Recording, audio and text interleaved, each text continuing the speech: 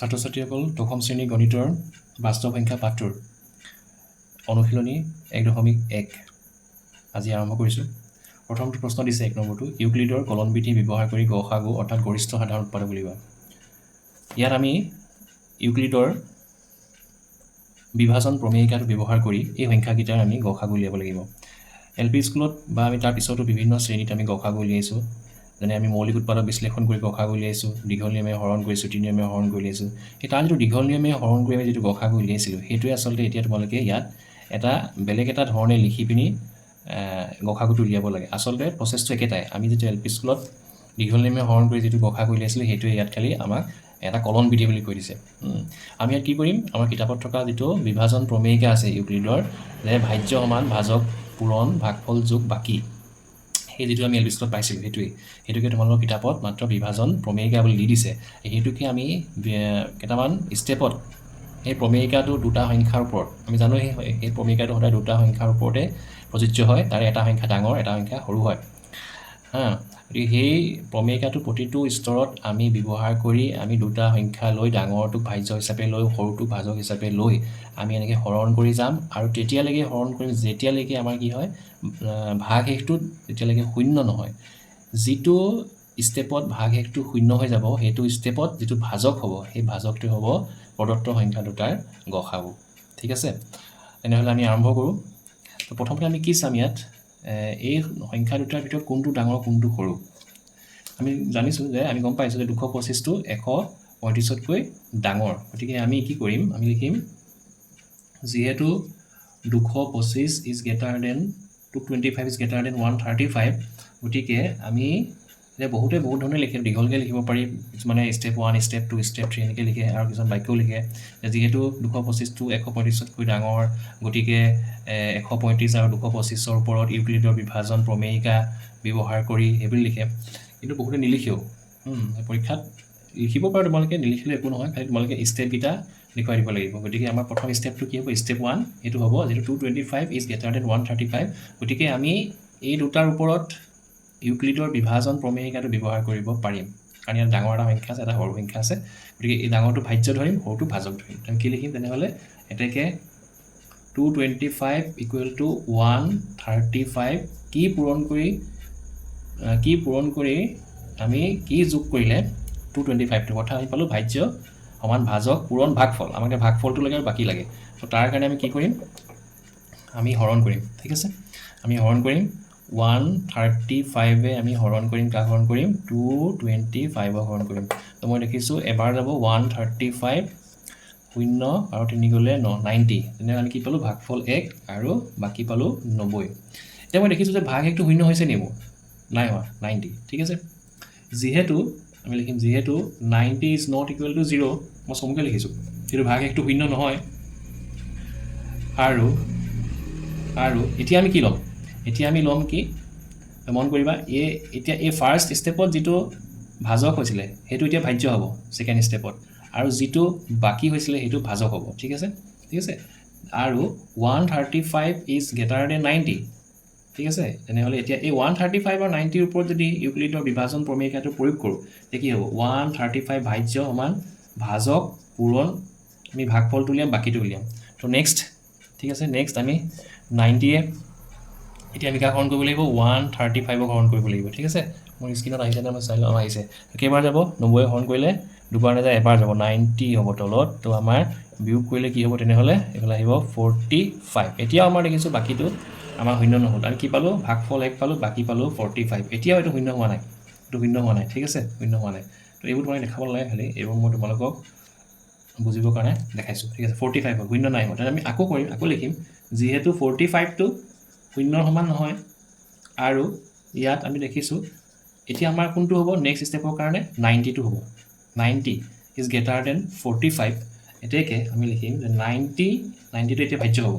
আগৰ ষ্টেপত ভাজক আছিলে, এতিয়া ভাজ্য হ'ব পিছৰ ষ্টেপত, আৰু আগৰ ষ্টেপৰ যিটো বাকী এইটো ভাজক হ'ব। 45টো ভাজক আহিলে, 45ৰ লগত আমি জানো এইটো আমি হৰণ নকৰিলেও জানো 45ৰ লগত 2 পূৰণ কৰিলে 90 হয়, আৰু তেতিয়াই কি হৈ যায় এইটো চোৱা,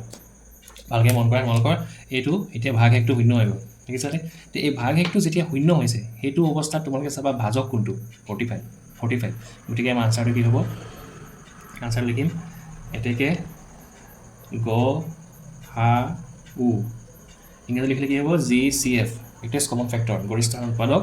অফ কি 225 সংখ্যাকেইটা 225 আৰু 135 ইকুৱেল টু কি হ'ব হ'লে 45 এইটোৱে আমাৰ আনচাৰ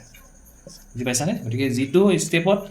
আমি দেখিছোঁ ভাগ শেষটো শূন্য হৈছে বাকীটো শূন্য হৈছে সেইটো ষ্টেপত ভাজকটো চাব লাগিব আমি ভাজকটো কোনটো কি সংখ্যা সেইটোৱে আমাৰ গসাগু হ'ব একেবাৰে চিম্পুল এইটো প্ৰচেছ মই ভাবিছোঁ তোমালোকে এইটো ধুনীয়াকৈ বুজি পাইছা আৰু পৰীক্ষা তোমালোকে এনেকৈ লিখিলেই হ'ব ঠিক আছে 2 নম্বৰটো আৰম্ভ কৰিছোঁ 2 নম্বৰত দিছে 196 আৰু 38220 আমি লিখিম ইয়াত 38220 greater than 196 তো এতেকে 38220 equal to 196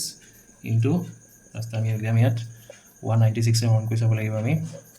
196 হৰণ কৰিলে কিমান হ'ব 38220 চাওঁ আমি দেখিছোঁ ইয়াত কি যাব এবাৰ দুবাৰটো নাযায় এবাৰ যাব 196 হ'ল ঠিক আছে মাইনাছ আহিলে 12 গ'লে 6 এটা গ'লে 7 17 নগ'লে 8 2 গ'লে 186 নাযায় 2টো নামিব তললৈ তো ইয়াত দেখিছোঁ 8 বাৰ 9 বাৰ যাব 9 বাৰ যাব 9 7 54 4 গ'লে 5 9 9 81 86 8 9 9 8 17 12 4 গ'লে 8 15 4 গ'লে 9 9 8 তো 0 নামিলে 5 5 7 30 5 বাৰ যাব চাগে 5 7 30 5 45 48 4 মিলি গ'ল তেনেহ'লে ইয়াত আমাৰ কি হ'ল ভাগফল পালোঁ 195 বাকী পালোঁ 0 তো আমাৰ ইয়াত কি হ'ল প্ৰথম ষ্টেপতে আমি দেখিলোঁ আমাৰ এই ভাগ শেষটো 0 হ'ল তেনেহ'লে আমাৰ আৰু কৰাৰ প্ৰয়োজন নাই বা আমি কৰিবও নোৱাৰোঁ তো সেইটো অৱস্থাত আমাৰ ভাজক কি আছিলে যেতিয়া 0 হৈছে সেইটো সময়ত ভাজক কি 196 তেনেহ'লে আমাৰ আনচাৰটো কি হ'ব আনচাৰটো হ'ব এতেকে গসাগু অফ 196, 38,220 is equal to কিমান হ'ব 196 সেইটোৱে আনচাৰ 196 ঠিক আছে এইটো তাৰপিছত 3 নম্বৰ দিছে 867 আৰু 255 যিহেতু ইয়াত 867 is greater than 255 এতেকে 867 ভাজ্য 255 ভাজক ভাগফল কি হ'ব বাকী কি হ'ব আমি সাইডত উলিয়াম 255 আমি হৰণ কৰি চাম 867 ঠিক আছে দুবাৰ যাবনে দুবাৰতকৈ বেছি যাব চাগে 3 3 দুগুণ 6 4 5 4 দুগুণ 4টো নাযায় 3 যাব 3 5 গুণ 15 5 গ'লে 3 5 15 16 আৰু 3 6 7 765 8 5 গ'লে 2 6 6 গ'লে 0 8 8 গ'লে 102 তুমি কি গম পালোঁ ভাগফল 3 বাকী 102 গতিকে ভাগ শেষটো 0 নাই হোৱা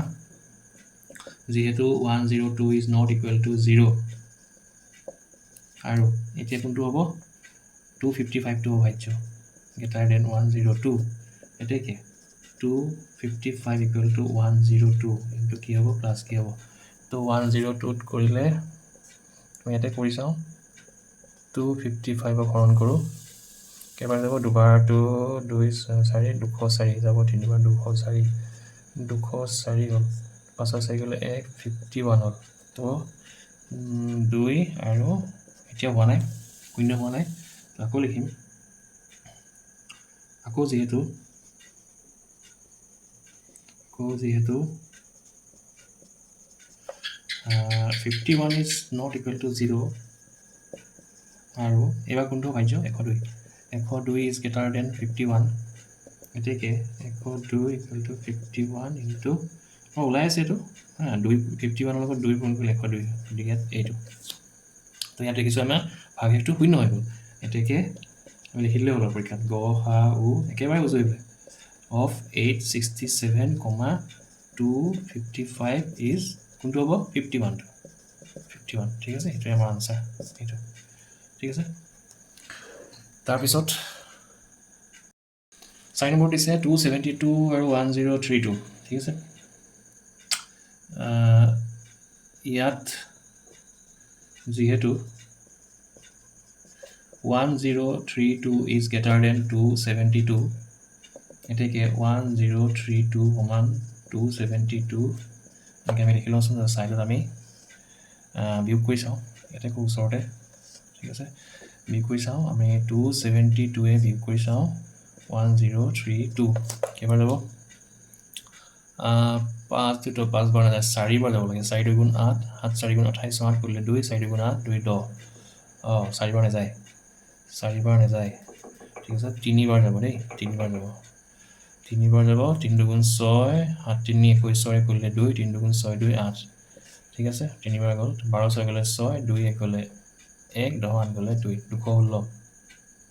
ঠিক আছে আমি কি কৰিম ক'লে তেনেহ'লে 3 ভাগফল আৰু 216টো হৈছে বাকী যিহেতু 216 বাকীটো শূন্য এতিয়াও হোৱা নাই আৰু 272 এইটো ইমান এইটো ভাজ্য হ'ব গ্ৰেটাৰ দেন 216 এতেকে সৰি 272 ইকুৱেল টু 216 এইটোতো এবাৰে যাব এবাৰ যাব দেখি ওলাই আছে আৰু কৰিও চাওঁ ঠিক আছে কৰি চালোঁ আমি 272 এবাৰ যাব 216 12 গ'লে 6 গ'লে 5 56 হ'ব 56 আকৌ লিখিম যিহেতু 56 ইজ নট ইকুৱেল টু 0 শূন্য হোৱা নাই আৰু এইবাৰ 216টো হ'ব ভাজ্য 56টো হ'ব ভাজক এতেকে 216 ইকুৱেল 56 ইনটু 56 লগত কি পূৰণ কৰিলে হ'ব 6 6 নহ'ব 4 হয়নে 4 5 20 21 4ও নহ'ব ঠিক আছে 24 4 2 কিবাৰ যাব 3 বাৰ 4 বাৰ কৰি চাওঁ 216 4 6 24 4 কৰিলে 4 5 20 21 বা 4 যায় 3 বাৰ যাব 6 3 18 8 কৰিলে 5 3 15 16 ঠিক আছে তো কিমান হ'ব 16 8 গ'লে 8 10 6 গ'লে 48 তো 3 এইফালে 48 এতিয়া শূন্য হোৱা নাই যিহেতু 48 ইজ নট ইকুৱেল টু 0 আৰু এইবাৰ 56টো ভাজ্য হ'ব 56 ইজ গ্ৰেটাৰ দেন 48 হয় এতেকে 56 ইকুৱেল টু 48 ইনটু এবাৰ যাব দুবাৰ যাব এবাৰ যাব 1 প্লাছ হ'লে কিমান হ'ব 48 হ'লে 16 8 গ'লে 8 4 8 হ'ব হয়নে 8 হ'ব 8 ঠিক আছে 8 এতিয়া আমাৰ শূন্য হোৱা নাই আকৌ যিহেতু 8 ইজ নট ইকুৱেল টু 0 মোৰ স্ক্ৰীনত আহিছে চাই লওঁ ঠিক আছে এইটো মই এইফালে কৰি দিছোঁ দেই মোৰ নজৰিব মই ইয়াতে কৰি দিছোঁ ইয়াৰ পৰা কৈছে যিহেতু 8 ইজ নট ইকুৱেল টু 0 আৰু 48টো কি হ'ব ভাজ্য 48টো ভাজ্য হ'ব আৰু 8টো ভাজক হ'ব 48 গ্ৰেটাৰ দেন 8 এতেকে 48 ইকুৱেল টু 8 6 গুণ 48 হৈ গ'ল 0 এতেকে গ হা উ অফ কিমান আছিলে আমাক কি দিছিলে 272,1032 ইকুৱেল টু কিমান হ'ব তেনেহ'লে এইটো যেতিয়া ভাগে শূন্য হৈছে এইটো ভাজক কিমান হৈছে 8 সেইটো আমাৰ আনচাৰ ঠিক আছে 5 নম্বৰটো দিছে 405 আৰু 2520 যিহেতু 2520 ইজ গ্ৰেটাৰ দেন 405 এতেকে আমি লিখিম 2520 is equal to 405 into something plus something তো কি হ'ব আমি এতিয়া উলিয়াম 405 আমি 2520 ডিভাইড কৰিম কিমান হ'ব 5 বাৰ যাব 2520 ঠিকে আছে 2520 ঠিক আছে 5 বাৰ যাব 5 5 25 5 4 20 5 বাৰ যাব 5 5 25 5 4 20 তো মাইনাছ কৰিলে আহিব 10 5 গ'লে 5 11 2 গ'লে 9 495 তো আৰু এবাৰ যাব 405 51 405 0 9 90 আৰু নাযায় কি পালোঁ 51 আৰু বাকী পালোঁ 90 ঠিক আছে যিহেতু 90 ইজ নট ইকুৱেল টু 0 আৰু এতিয়া 405টো হ'ব 405 ইজ গ্ৰেটাৰ দেন 90 এতেকে 405 ইকুৱেল টু 90 ইনটু প্লাছ তো এতিয়া 90 আমি 405ৰ হৰণ কৰি চাওঁ কেইবাৰ যাব 9 5 গুণ 45 নাযায় 9 4 গুণ 36 360 তো 5 নামিলে 10 6 গ'লে 4 45 হ'ব তো 90 ইনটু 4 360 প্লাছ 45 ঠিক আছে এইটো যিহেতু 45 ইজ নট ইকুৱেল টু 0 আৰু 90 ইজ গ্ৰেটাৰ দেন 45 তেতিয়া আমাৰ এইটো ভাজকটো এতিয়া কি ভাজ্য হ'ব নেক্সট ষ্টেপত এতেকে 90 ইকুৱেল টু 45 ইনটু আমি জানো দুগুণ 0 এইটো 0 হৈ গ'ল এতেকে গৰিষ্ঠ সাধাৰণ উৎপাদক অফ 405, 2520 কিমান হ'ব তেনেহ'লে ভাজকটো কিমান 45 এইটোৱে আনচাৰ 45 ঠিক আছে এইটো 5 নম্বৰটো হৈ গ'ল 5 নম্বৰলৈ গৈছোঁ 6 নম্বৰলৈ গৈছোঁ 6 নম্বৰটো দিছে 155 আৰু 1385 যিহেতু 1385 ইজ গ্ৰেটাৰ দেন 155 এতেকে 1385 ইকুৱেল টু 155 ইনটু প্লাছ তো আমি আকৌ কৈ চাওঁ তো 155 আমি হৰণ কৰিব লাগিব 1385 কেইবাৰ যাব 8 বাৰ যাব নি 45 45 44 8 বাৰ যাব 9 বাৰটো নাযায় 9 5 9 6 13 9 5 5 5 4 9 5 45 49 নাযায় 8 বাৰ যাব ঠিক আছে 8 5 40 0 4 8 5 40 44 4 8 6 12 1240 তো 5 8 4 গ'লে 4 3 গ'লে 1 145 তো 8 এইফালে আহিলে 145 যিহেতু 145 ইজ নট ইকুৱেল টু 0 আৰু 155 ইজ গ্ৰেটাৰ দেন 145 এতেকে কি লিখিম 155 ইকুৱেল টু 145 তো ওলাই আছে 145 এবাৰ যাব তাৰপিছত চালে আমাৰ কিমান হ'ব 10 থাকিব 10 না ঠিক আছে এইটো তোমালোকে ইচ্ছা কৰিলে তোমালোকে নিজে হৰণ কৰি চাব পাৰা এইটো আৰু মনতে ওলাই আছে এইটো 10 ঠিক আছে এতিয়া যিহেতু আকৌ দেখিলোঁ 10টো শূন্য সমান নাই হোৱা আৰু ইয়াত কি হৈছে 145 ইজ গ্ৰেটাৰ দেন 10 হৈছে এতেকে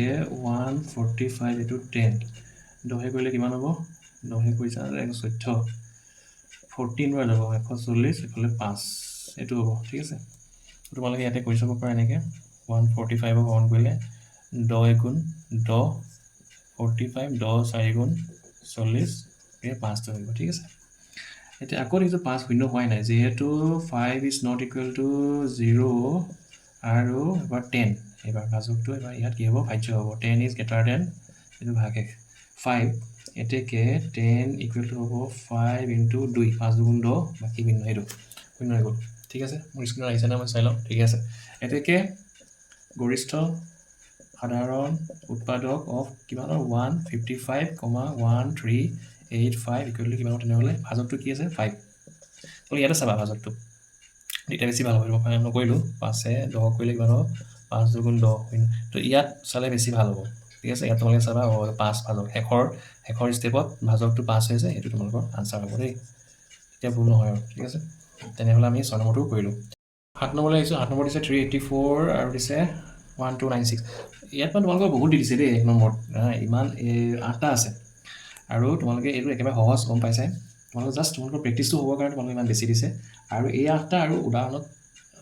এটা দুটা আছে চাগে এই গোটেইখিনি তোমালোকে চাবা সেইকেইটাৰ ভিতৰতে কিবা এটা আহিব আৰু বাহিৰৰ সাধাৰণতে নাহে ঠিক আছে বহুত দি দিছে তোমালোকৰ 8টা দি দিছে ঠিক আছে আমি 7 নম্বৰটো কৰোঁ ইয়াতো দেখিছোঁ যিহেতু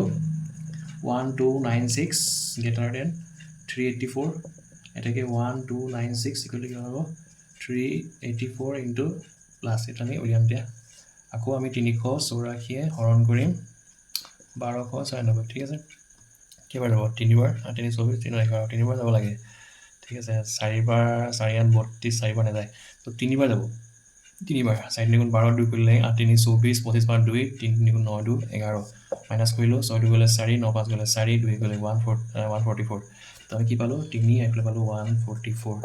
যিহেতু 144 ইজ নট ইকুৱেল টু 0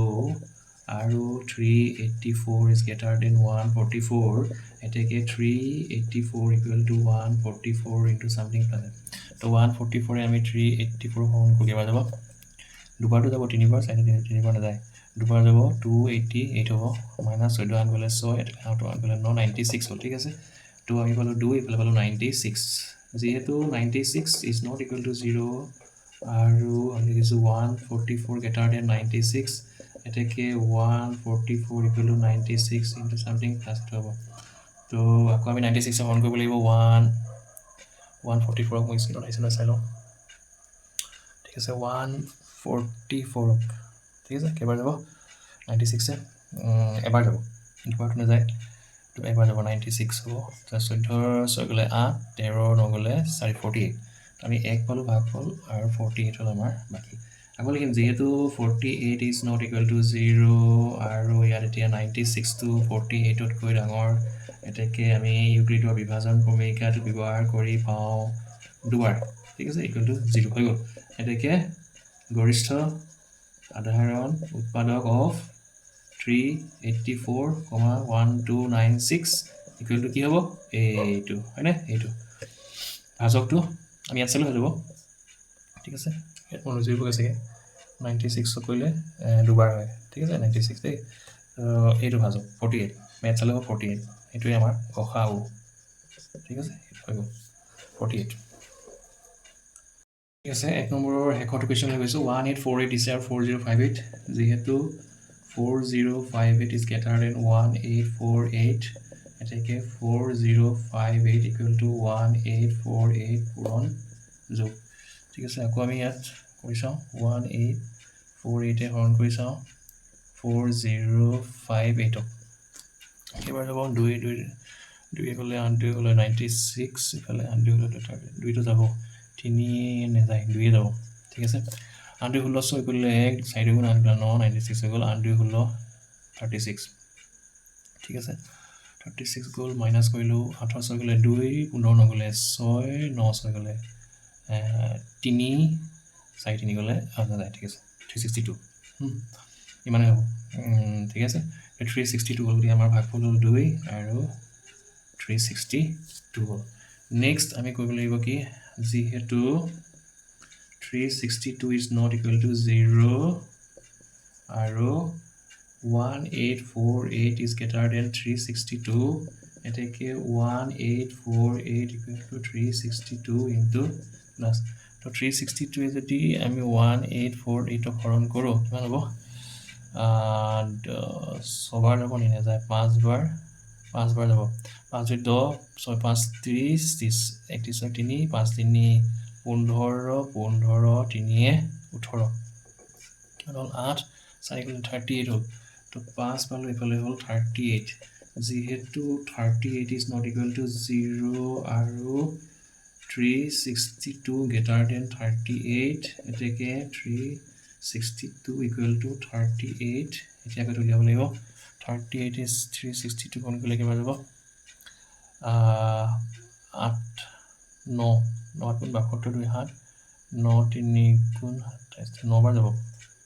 9 8 গুণ 72 2 কৰিলে 7 9 3 গুণ 27 27 34 তো এইটো হ'ব 0 6 20 হ'ব তো 9 টো হৈ গ'ল 20 আকৌ যিহেতু 20 ইজ নট ইকুৱেল টু 0 আৰু 38 ইজ গ্ৰেটাৰ দেন 20 এতেকে 38 ইকুৱেল টু 20 ইনটু 1 20 এইফালে হ'ব 18 ঠিক আছে এইটো স্ক্ৰীণত চাওঁ আহিছে নাই তো 20 যদি আমি 38ক হৰণ কৰোঁ এবাৰ যাব আৰু আমাৰ বাকী হ'ব 18 এইটো ঠিক আছে যিহেতু 18 ইজ নট ইকুৱেল টু 0 আৰু 20 ইজ গ্ৰেটাৰ দেন 18 এতেকে 20 18 1 18 আকৌ লাগিলে 2 এতিয়া হোৱা নাই মই বাকীখিনি ইয়াত কৰিছোঁ ইয়াৰ ফালে গৈছোঁ ঠিক আছে যিহেতু 2 ইজ নট ইকুৱেল টু 0 আৰু 18 ইজ গ্ৰেটাৰ দেন 2 এতেকে 18